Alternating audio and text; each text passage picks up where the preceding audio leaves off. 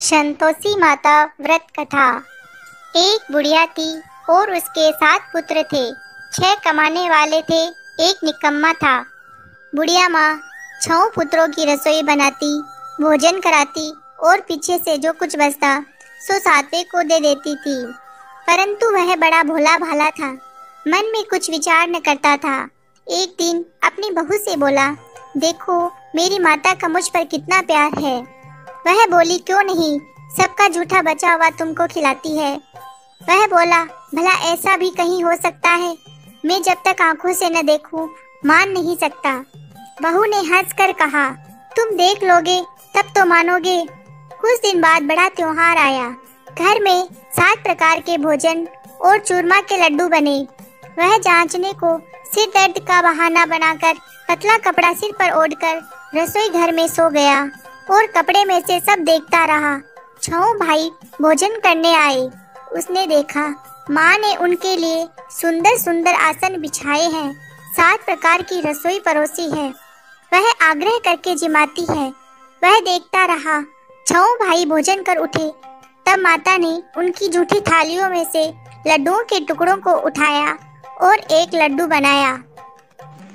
जूठन साफ कर बुढ़िया माँ ने पुकारा, उठो बेटा, 6 भाई भोजन कर गए, अब तू ही बाकी है, उठ न, कब खाएगा? वह कहने लगा, माँ मुझे भोजन नहीं करना, मैं परदेश जा रहा हूँ। माता ने कहा, कल जाता हो तो आज ही जा। वह बोला, हाँ हाँ आज ही जा रहा हूँ। यह कहकर वह घर से निकल गया। चलते समय बहू की याद आई। वह गौशाला में उपले थाप रही थी। वहीं जाकर उससे बोला, हम जावे परदेश को, आवेंगे कुछ काल, तुम रहियो संतोष से, धर्म आपनो पाल। वह बोली, जाओ पिया आनंद से, हमरो सोच हटाए, राम भरोसे हम रहे, ईश्वर तुम्हें सहाय। देख निशानी आपकी, देख धरो में धीर, सुधी मत हमारी विसारियो, रखियो मन गंभीर। सुधी हमरी मति विसारियो, रखियो मन गंभीर। वह बोला, मेरे पास तो कुछ नहीं, यह अंगूठी है, सो ले और अपनी कुछ निशानी मुझे दे। वह बोली, मेरे पास क्या है, यह गोबर भरा हाथ है। यह कहकर उसकी पीठ में गोबर के हाथ की थाप मार दी। वह चल दिया। चलते चलते दूर देश में पहुंचा। वहां पर एक साहूकार की दुकान थी। वहां जाकर कहने लगा, भाई मुझे नौकरी पर रख लो। साहूकार को जरूरत थी, बोला रह जा। लड़के ने पूछा, तनख्वाह क्या दोगे? साहूकार ने कहा, काम देखकर दाम मिलेंगे। साहूकार की नौकरी मिली। वह सवेरे 7 बजे से रात तक नौकरी बजाने लगा। कुछ दिनों में दुकान का सारा लेन देन, हिसाब किताब, ग्राहकों को माल बेचना, सारा काम करने लगा। साहूकार के 7-8 नौकर थे। वे सब चक्कर खाने लगे कि यह तो बहुत होशियार बन गया है। सेठ ने भी काम देखा और 3 महीने में उसे आधे मुनाफे का साझेदार बना लिया। वह 12 वर्ष में ही नामी सेठ बन गया और मालिक सारा कारोबार उस पर छोड़कर बाहर चला गया। अब बहू पर क्या बीती सो सुनो। सास ससुर उसे दुख देने लगे। सारी गृहस्थी का काम करके उसे लकड़ी लेने जंगल में भेजते हैं। इसी बीच घर की रोटियों के आटे से जो भूसी निकलती, उसकी रोटी बनाकर रख दी जाती और फूटे नारियल के खोपड़े में पानी। इस तरह दिन बीतते रहे। एक दिन वह लकड़ी लेने जा रही थी कि रास्ते में बहुत सी स्त्रियां संतोषी माता का व्रत करती दिखाई दी। वह वहां खड़ी होकर कथा सुनकर बोली, बहनों, तुम किस देवता का व्रत करती हो और इसके करने से क्या फल मिलता है? इस व्रत के करने की क्या विधि है? यदि तुम अपने व्रत का विधान मुझे समझा कर कहोगी तो मैं तुम्हारा एहसान मानूंगी। तब उनमें से एक स्त्री बोली, सुनो, यह संतोषी माता का व्रत है। इसके करने से निर्धनता, दरिद्रता का नाश होता है और लक्ष्मी आती है। मन की चिंताएं दूर होती है। घर में सुख होने से मन को प्रसन्नता और शांति मिलती है। निपुत्र को पुत्र मिलता है। प्रीतम बाहर गया हो तो जल्दी आवे। कंवारी कन्या को मनपसंद वर मिले, राजद्वारे में बहुत दिनों से मुकदमा चलता हो तो खत्म हो जावे, सब तरह सुख शांति हो, घर में धन जमा हो, पैसा जायदाद का लाभ हो, रोग दूर हो जावे तथा और जो कुछ मन में कामना हो वे सब इस संतोषी माता की कृपा से पूरी हो जावे, इसमें संदेह नहीं। वह पूछने लगी, यह व्रत कैसे किया जावे, यह भी बताओ तो बड़ी कृपा होगी। स्त्री कहने लगी, 1.25 रुपए का गुड़ चना लेना, इच्छा हो तो 5.25 रुपए का लेना या 11.25 रुपए का भी सहूलियत अनुसार बिना परेशानी श्रद्धा और प्रेम से जितना बन सके सवाया लेना। 1.25 रुपए से 5.25 रुपए तथा इससे भी ज्यादा शक्ति और भक्ति अनुसार ले। हर शुक्रवार को निराहार रहकर कथा कहना सुनना, इसके बीच क्रम न टूटे, लगातार नियम का पालन करना। सुनने वाला कोई न मिले तो घी का दीपक जला उसके आगे जल के पात्र को रखकर कथा कहना, परंतु नियम न टूटे। जब तक कार्य सिद्ध न हो नियम पालन करना और कार्य सिद्ध हो जाने पर ही व्रत का उद्यापन करना। 3 मास में माता फल पूरा करती है। यदि किसी के खोटे ग्रह हो तो भी माता 1 वर्ष में अवश्य कार्य को सिद्ध करती है। कार्य सिद्ध होने पर ही उद्यापन करना चाहिए, बीच में नहीं। उद्यापन में अढ़ाई सेर आटे का खाजा तथा इसी परिणाम में खीर तथा चने का साग करना, 8 लड़कों को भोजन कराना, जहाँ तक मिले देवर जेठ भाई बंधु कुटुंब के लड़के लेना, न मिले तो रिश्तेदार और पड़ोसियों के लड़कों को बुलाना, उन्हें भोजन कराना, यथा दक्षिणा दे माता का नियम पूरा करना। उस दिन घर में कोई खटाई न खावे। यह सुनकर बुढ़िया के लड़के की बहू चल दी, रास्ते में लकड़ी के बोझ को बेच दिया और उन पैसों से गुड़ चना ले माता के व्रत की तैयारी कर आगे चली और सामने मंदिर देखकर पूछने लगी, यह मंदिर किसका है? सब कहने लगे, संतोषी माता का मंदिर है। यह सुन माता के मंदिर में जा माता के चरणों में लौटने लगी, दीन होकर विनती करने लगी, माँ मैं निपट मूर्ख हूँ, व्रत के नियम कुछ जानती नहीं, मैं बहुत दुखी हूँ। हे माता जगजननी मेरा दुख दूर कर, मैं तेरी शरण में हूँ। माता को दया आई।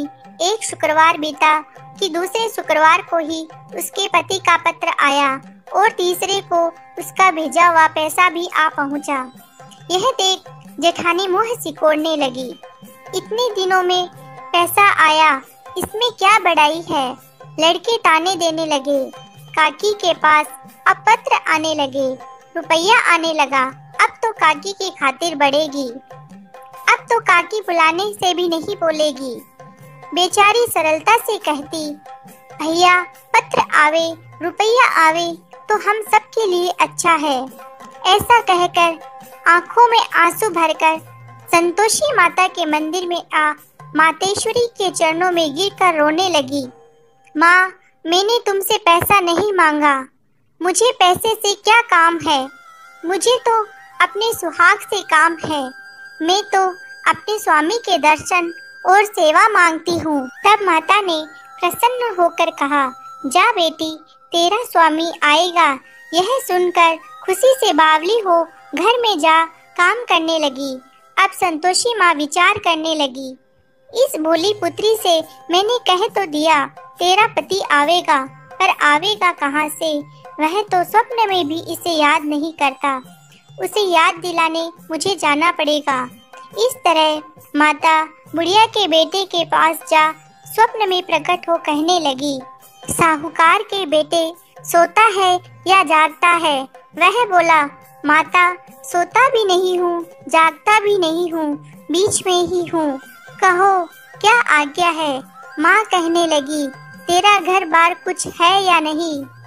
वह बोला, मेरा सब कुछ है माता, माँ बाप भाई बहन बहू क्या कमी है?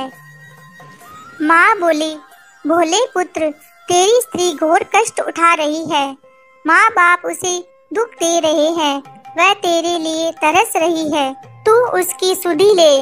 वह बोला, हाँ माता यह तो मुझे मालूम है, परंतु मैं जाऊं तो जाऊं कैसे? परदेश की बात है, लेन देन का कोई हिसाब नहीं, कोई जाने का रास्ता नजर नहीं आता, कैसे चला जाऊं? माँ कहने लगी, मेरी बात मान, सवेरे नहा धोकर संतोषी माता का नाम ले, घी का दीपक जला, दंडवत कर दुकान पर जा बैठना। देखते देखते तेरा लेन देन सब चुक जाएगा, जमा माल बिक जाएगा, सांझ होते होते धन का ढेर लग जाएगा। सवेरे बहुत जल्दी उठ उसने लोगों से अपने सपने की बात कही, तो वे सब उसकी बात अनसुनी कर दिल लगी उड़ाने लगे। कहीं सपने भी सच होते हैं? एक बूढ़ा बोला, देख भाई, मेरी बात मान, इस प्रकार साथ झूठ करने के बदले देवता ने जैसे कहा है वैसा ही करने में तेरा क्या जाता है? वह बूढ़े की बात मान स्नान कर संतोषी माता को दंडवत कर घी का दीपक जला दुकान पर जा बैठा। थोड़ी ही देर में वह क्या देखता है कि देने वाले रुपया लाए, लेने वाले हिसाब लेने लगे। कोठे से भरे सामानों के खरीदार नगद दाम में सौदा करने लगे। शाम तक धन का ढेर लग गया। माता का चमत्कार देख प्रसन्न हो मन में माता का नाम ले घर ले जाने के वास्ते गहना कपड़ा खरीदने लगा और वहाँ के काम से निपट वह घर को रवाना हुआ। वहाँ बहू बेचारी जंगल में लकड़ी लेने जाती है। लौटते वक्त माँ के मंदिर पर विश्राम करती है।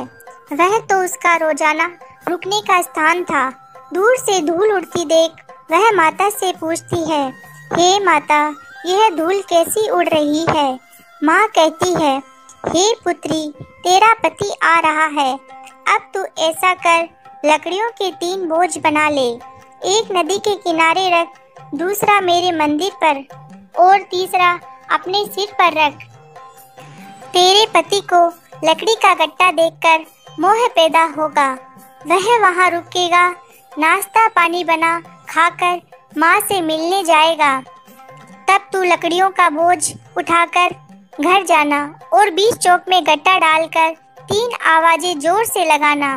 लो सासू जी, लकड़ियों का गट्टा लो, भूसी की रोटी दो और नारियल के खोपरे में पानी दो। आज कौन मेहमान आया है? माँ की बात सुन बहू बहुत अच्छा माता कहकर प्रसन्न हो लकड़ियों के 3 गट्टे ले आई। एक नदी के तट पर, एक माता के मंदिर पर रखा। इतने में ही एक मुसाफिर आ पहुंचा। सूखी लकड़ी देखकर उसकी इच्छा हुई कि अब यही विश्राम करे और भोजन बना खाकर गांव जाए।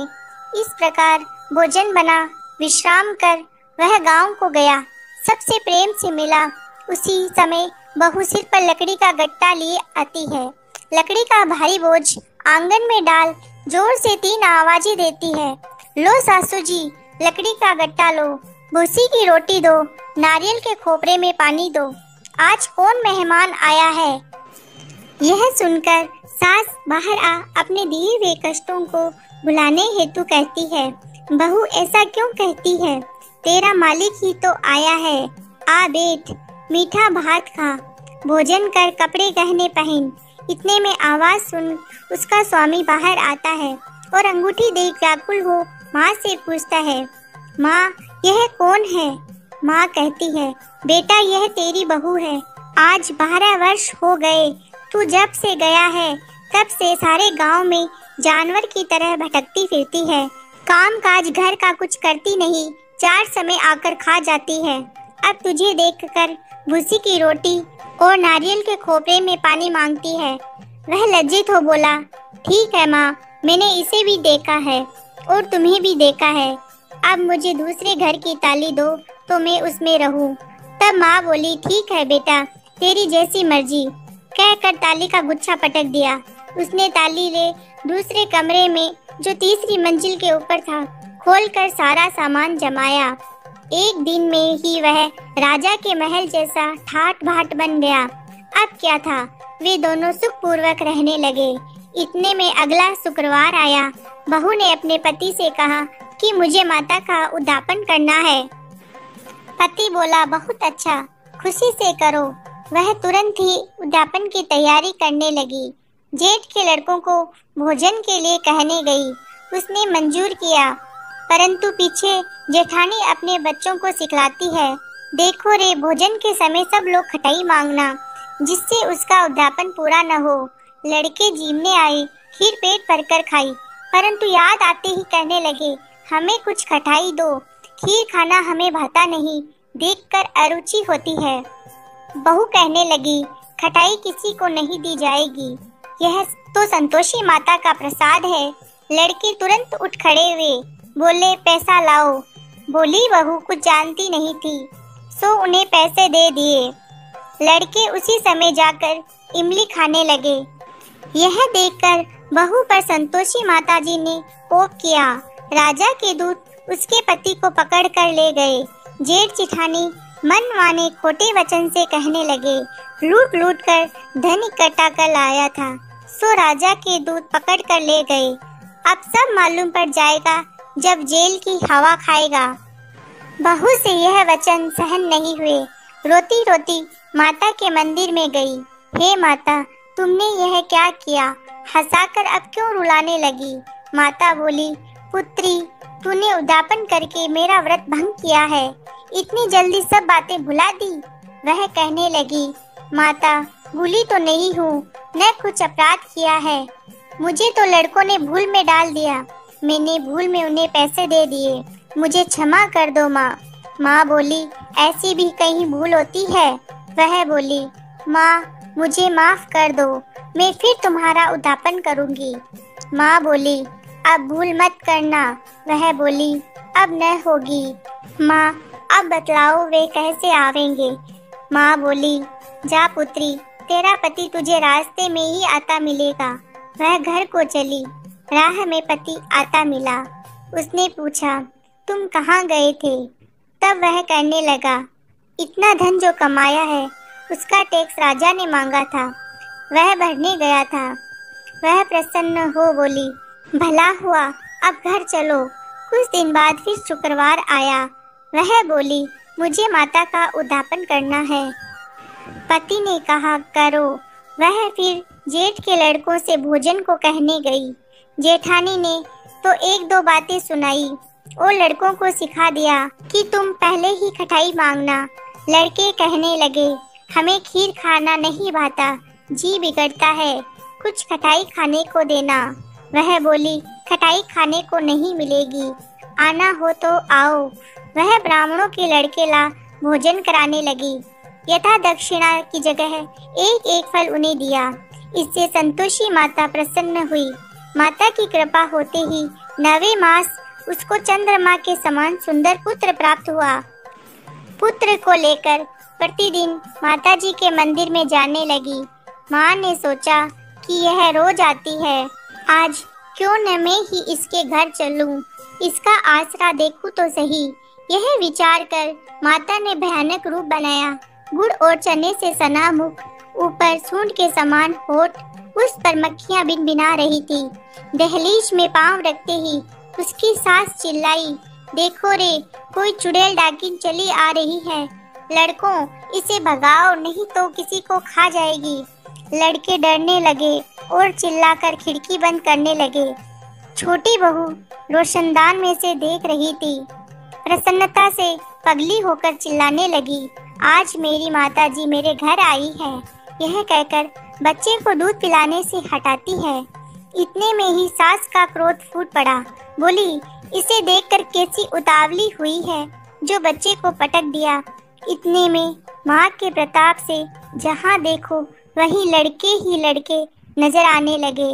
वह बोली, माँ जी, मैं जिनका व्रत करती हूँ ये वही संतोषी माता है। इतना कहकर झट से सारे किवाड़ खोल देती है।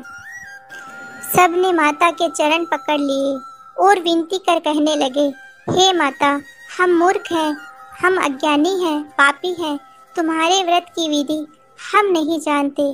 तुम्हारा व्रत भंग कर हमने बहुत बड़ा अपराध किया है। हे माता, आप हमारा अपराध क्षमा करो। इस प्रकार माता प्रसन्न हुई।